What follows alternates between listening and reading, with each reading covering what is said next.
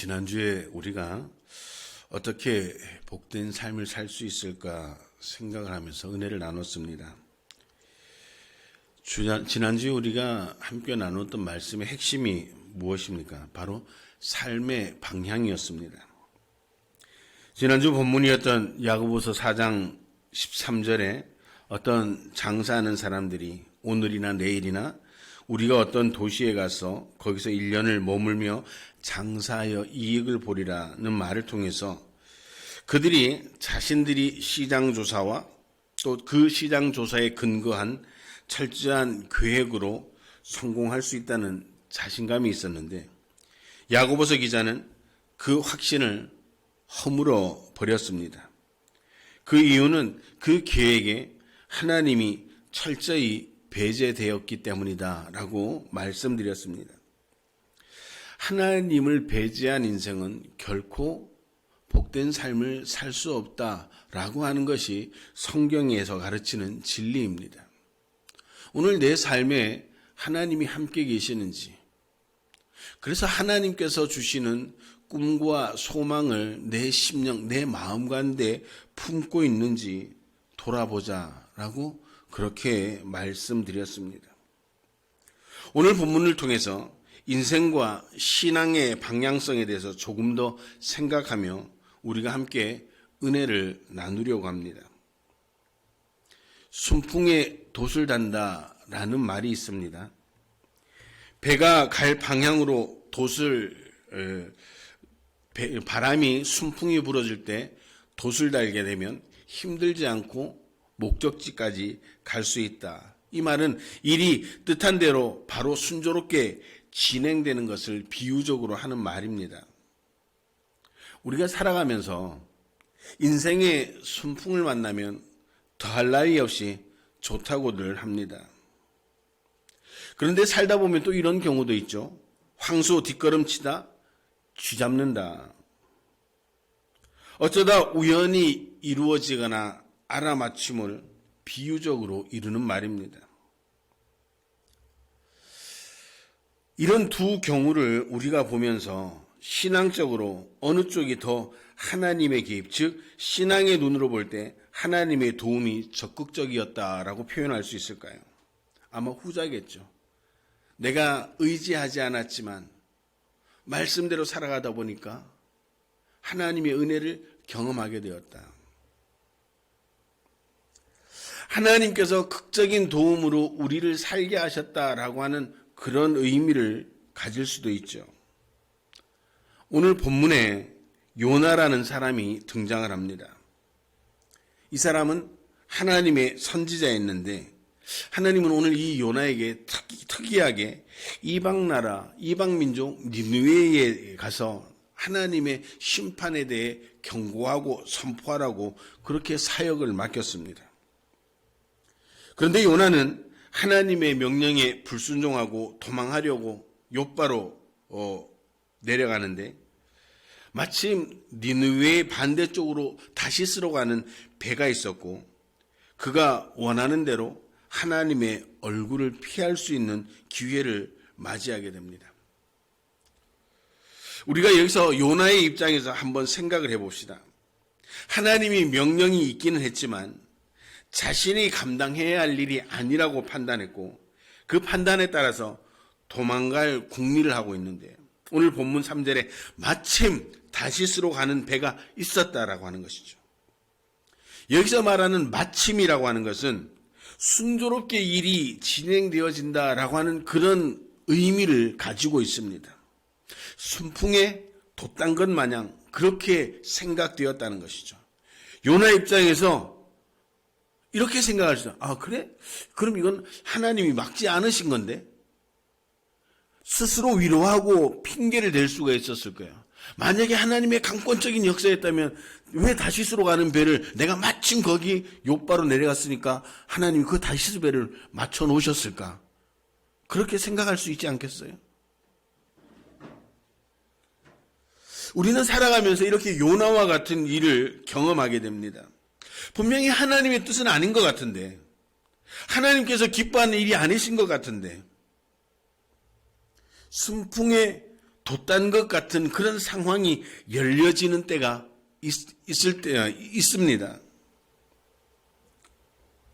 그런데 우리가 그 결과를 대면할 때, 내가 원했던 결과는 이게 아니었는데? 라는 생각을 하게 되고, 그러면 그때는 우리의 반응이 어떨까? 왜 하나님 그때 막지 않으셨어요? 왜 하나님 그때 그렇게 길을 열어주셨어요? 그렇게 하나님을 원망하고 하나님 앞에 항변하는 경우도 있다라고 하는 것입니다. 우리는 하나님께서 기뻐하시지 않는, 하나님께서 기뻐하시는 올바른 삶이 무엇인지 분명히 알고 있으면서 그렇게 사는 것이 싫어서, 그렇게 사는 것이 부담되어서, 그래서 하나님께서 기뻐하시는 삶의 방향, 신앙의 방향을 포기하고 주저하고 내려놓고 다른 살기 쉬운 방법을 선택하고 취해보지만 역시 하나님의 말씀대로 살지 않는 그리스도인의 삶의 결과라는 것은 그닥 좋지 못하다는 것이죠. 이런 결과를 맞이하면 우리가 다 그러는 거예요. 왜 그때 나를 막지 않았습니까? 왜 하나님 우리를 그렇게 방치해 두셨습니까? 우리는 여기서 올바른 삶의 방향에 대한 그런 생각을 해볼 수 있어야 됩니다. 지난주에 삶의 방향의 중요성에 대해서 말씀드렸는데 오늘 본문을 통해서 우리는 계속 삶과 신앙의 방향의 그런 중요성을 발견하게 됩니다. 지난주에는 하나님을 배제한 삶은, 하나님을 배제한 그런 신앙의 계획은 아무런 유익이 없다라고 말씀드렸는데 오늘 본문 말씀은 더 적극적으로 하나님의 뜻에 반해 살아가는데도 여전히 잘 살고 아무 탈 없다고, 분명히 하나님께서 기뻐하시지 않을 것이 분명한데도 순풍에 돛단 것처럼 인생이 술술 풀릴 때 이 불순종이 하나님의 뜻이라고 착각하고 더 나아가서 그 불순종에 더 적극적으로 참여하는 그런 경우들도 우리는 보게 됩니다. 우리가 내가 생각이 잘못되었구나, 내가 이렇게 사는 게 잘못되었구나 라고 깨달아진다면 거기서 멈출 수 있어야 됩니다. 그런데 멈추지 못한 자신의 죄는 생각하지 않고 왜 하나님이 우리를 막지 않았느냐고 그렇게 원망하는 어리석음을 우리가 경험하게 됩니다. 사실 이 요나서를 계속해서 살펴보면요, 뱃삭을 주고 올랐다라고 이야기를 하지만 그 올랐다라고 하는 그 단어가요, 오히려 내려앉는다, 주저앉다라고 하는 그런 의미도 가지고 있다는 겁니다. 자신은 분명히 올라섰다라고 생각을 했는데 결과를 보니까 주저앉는 그런 상황에 몰려 있다라고 하는 것입니다. 예를 들어 우리 직장인들이 회사의 비리에 관련되어서 마음이 괴롭습니다. 내 마음과 내 신앙이 그것을 용납을 못하고 있는데, 그런데 임원들이 이번에 이 비리만 잘 덮기만 하면 승진과 출세 내가 보장해 줄게, 그렇게 말을 듣고 나니까 가만히 생각해 보니까 그 비리를 잘하면 덮을 수도 있을 것 같은 생각이 듭니다. 그래서 그렇게 선택을 했는데 결국 모든 것이 파탄이 나는 그런 경우를 맞이하게 됩니다. 그런 경우를 가정해 봅시다.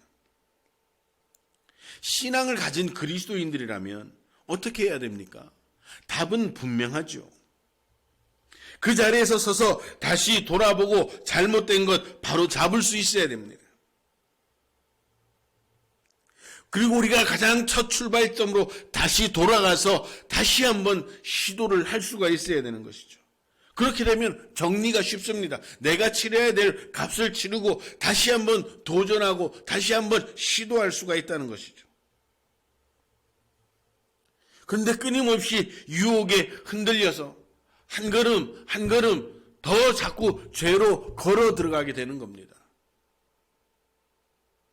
이것만 잘 넘기면 잘 될 것 같아서, 이 거짓말만 한번 덮으면 더 잘 될 것 같고, 지금 이 실수를 한번 잘 덮으면 더 잘 될 것 같고, 이 죄를 한 번만 외면하고 지나가면 내 삶이 더 평탄할 것 같고,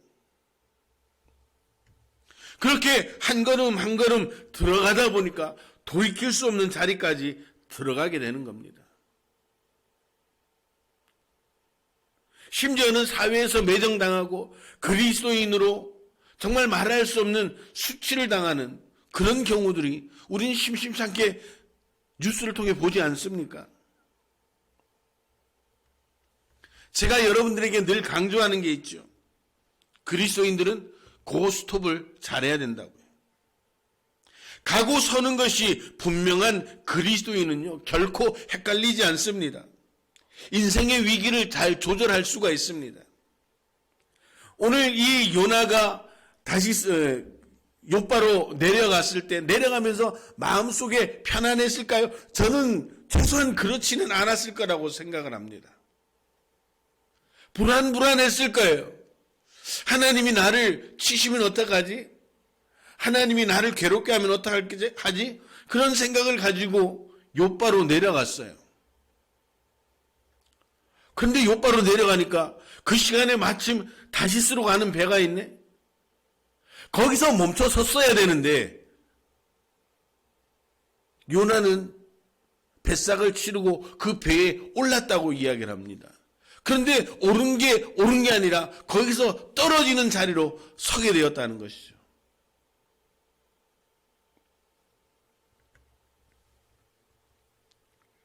여러분들, 내가 지금 하나님께서 기뻐하지 않는 부정한 길을 가고 있는데도 인생이 잘 풀린다고 서야 할 때 서지 않으면 결국 인생과 신앙의 파국을 맞이할 수밖에 없습니다.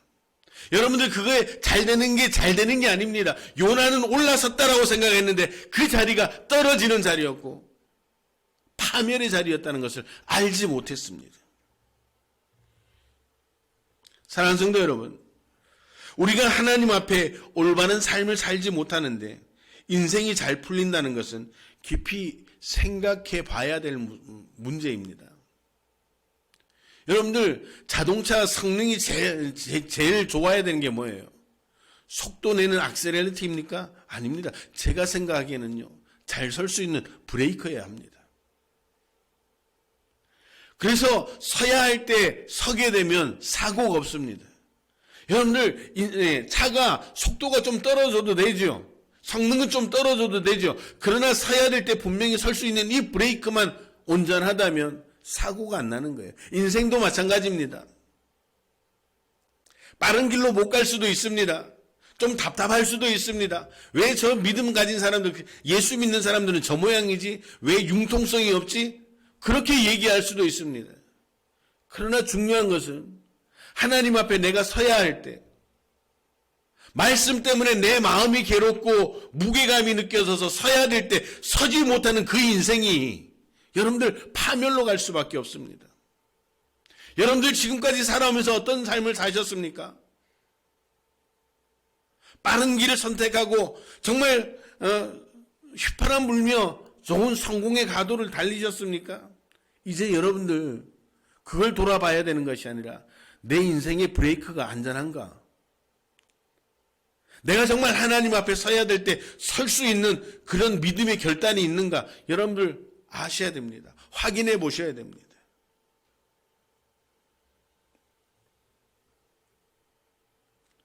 하나님 앞에 올바른 삶이란 순종하는 것입니다. 하나님의 말씀이 우리 삶의 다림줄이 되어서 말씀에서 벗어난 삶이 될 때 멈추고 다시 한번 돌아보고 삶과 신앙의 방향을 수정할 수 있어야 됩니다. 때로 살다 보니까 잘못된 길 갈 수도 있죠. 그러나 잘못된 길을 들어왔다고 에이 이제 인생 끝이야 그냥 가는 거야. 그러면 더 이상 소망이 없는 겁니다. 오늘 요나가 그 무거운 마음을 가지고 그 욥바로 내려가는 동안 그 욥바에 도착하니까 다시스가 가는 그 배를 보는 순간 그 모든 마음의 근심을 벗어버렸습니다. 이 말은 뭐예요? 하나님을 잊어버렸다는 겁니다. 하나님 앞에 서지 못했다는 겁니다.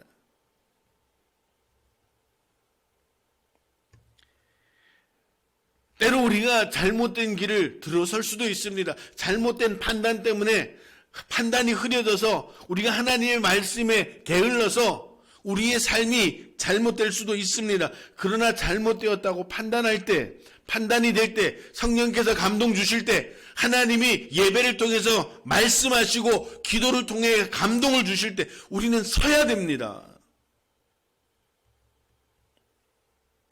비록 시간과 힘이 들어가도 돌아갈 때 우리의 삶은 한 번 더 수정할 수 있는 기회가 있는 겁니다. 요나는 올라섰다고 생각했는 그 순간에 곧 떨어지는 인생의 나락을 맛보았습니다. 물고기 뱃속에서 3일을 회개하고 돌이켰습니다. 그렇게 한 사람이 돌이킨 그 삶을 회개를 통해서 한 민족이 회개하고 하나님께로 돌아오는 그런 역사를 우리는 보게 되는 겁니다. 하나님은 오늘 저와 여러분들이 잘못된 결정을 했을 때도 삶을 멈추고 돌이키기를 원하고 계십니다. 돌이키는 성도와 교회들을 다시 사용해 주시고 돌이키는 성도와 교회를 통해서 하나님의 크신 뜻을 이루어가는 줄로 믿으시기를 바랍니다. 여러분들 2022년도까지 어떻게 살아오신지 저는 다 알 수 없습니다. 그러나 여러분들 스스로를 속이려고 생각 안 한다면 내가 하나님 뜻대로 살아왔는가? 내가 하나님 말씀대로 살아왔는가?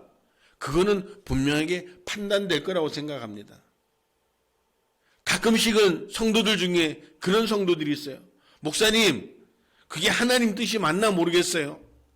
나를 향한 하나님의 뜻이 잘 모르겠어요. 여러분 정말 모를까요? 모르고 싶은 겁니다.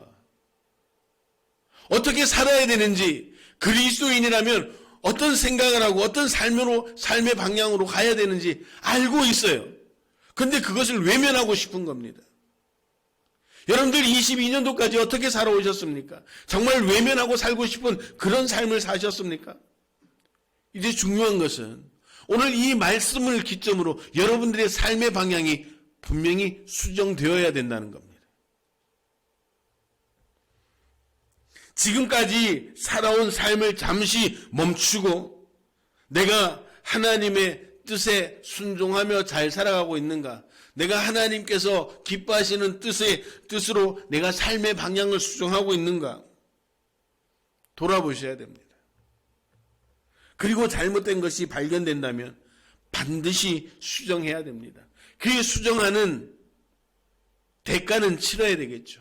늦어지고 때로는 괴롭고 말할 수 없는 고통이 있을 수도 있습니다. 그러나 그렇게 수정하면 또 새로운 인생을 살 수 있는 게 오늘 저와 여러분인 줄 믿으시기를 바랍니다. 올바른 삶으로 돌이키는 성도들을 통해서 많은 영혼들을 구원하고 하나님의 역사의 주인공들로 세워지는 그런 복된 역사가 있게 되기를 주님의 이름으로 축원합니다. 우리 행복한 교회 또 오늘 영상으로 함께하는 우리 사랑하는 성도들에게도 이런 놀라운 은혜가 임하셔서 오늘 이 예배를 통해 또 이 예배를 기점으로 여러분들의 삶이 수정되어지고 정말 올바른 하나님께서 기뻐하시는 삶으로 돌아설 수 있는 저와 여러분들이 되어서 이제 돌아서는 그 믿음을 통해 우리의 삶에 새로운 삶이 펼쳐지고 새로운 사역을 꿈꾸고 새로운 삶의 믿음의 결과들을 통해 하나님께 영광 돌릴 수 있는 귀한 성도들 되시기를 주님의 이름으로 축원합니다. 그리고 본문 지나서 3장과 4장을 보면 요나가 돌이켜 니느웨로 가서 하루 동안만 다니면서 하나님의 심판을 외칩니다. 너희들의 죄악이 너무 악독하다. 이제 하나님께서 곧 이 나라를 심판하실 것이다. 이 도시를 심판하실 것이라고 외칩니다. 그런데 그 단 하루의 외침 동안 니느웨의 왕이 그 요나의 외침을 듣고 회개하고 모든 대신과 사람들 심지어 소떼나 양떼에까지 회개에 동참시키며 하나님의 긍휼을 구했습니다. 그 결과 니느웨에 하나님께서 재앙을 내리지 않으시겠다고 결정을 하죠. 그런데 4장 1절을 보니까요. 요나는 매우 싫어하고 성질을 냈다고 성을 내었다고 그렇게 말하고 있습니다. 그의 주장이 뭐예요? 내 이럴 줄 알았다니까. 이거예요. 이 말은 자신이 하나님이 그럴 줄 알았기 때문에 하나님의 명령에 순종하지 않았다는 겁니다.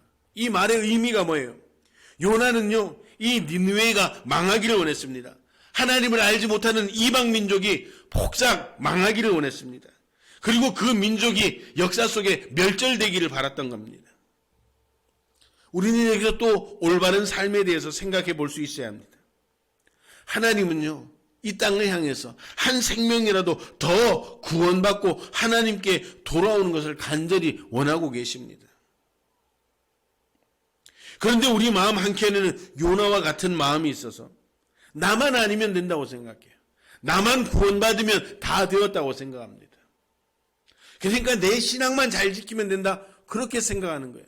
근데 성경 전체의 맥락을 보고 오늘 이 요나서의 맥락을 보면 하나님의 뜻은, 우리를 향한 하나님의 뜻은 그게 아니에요. 오늘 저와 여러분들을 먼저 부르신 이유가 뭐예요? 영혼을 구원하라는 겁니다. 그래서 저와 여러분들의 삶을 통해, 신앙을 통해서 우리가 살고 있는 이 삶의 터전에 영혼들을 구원하고 하나님의 나라를 만들어 가라는 겁니다. 오늘 성도인 저와 여러분들이 버려야 될 삶의 방향은 이기주의라는 거예요. 나만 아니면 돼. 그건 절대 가져서는 안 된다는 거예요. 우리 교회만 잘 되면 돼. 그 마음도 안 되는 겁니다. 성도인 우리에게는 살려야 할 책임이 있고요. 함께 살 수 있는 넉넉한 마음이 있어야 되는 겁니다. 살려야 하는 책임은 전도로 이어져야 되고, 함께 살 수 있는 방법은 나누고 섬기는 삶으로 이어져야 되는 겁니다. 이러면 우리의 삶이 분명하지 않습니까? 전도하고 섬기고 사랑하고 나누라는 겁니다. 잘못된 세상의 파멸을 방관하면 그것 또한 죄악이라는 겁니다. 우리끼리만 잘 살면 된다는 것, 우리 교회만 잘 되면 된다는 이 생각도 하나님 앞에 죄악입니다. 우리는 끊임없이 전도하고 나누고 섬김의 삶을 살아야 할 의무가 있는 성도라는 사실을 기억하시기를 바랍니다. 오늘 이 말씀 들으면서 여러분들 마음에 부담이 된다면 그 부담으로 받아들이셔야 됩니다. 그동안 신앙생활에 이런 부담 없이 살았다면, 여러분들 목회자 입장에서 판단한다면 그 신앙이 잘못된 겁니다. 신앙생활은 늘 강조하지만 부담이 있어야 돼요. 부담 없이 무슨 신앙생활 합니까? 그냥 나만 위로받으면 되는 거예요? 그게 신앙의 끝입니까?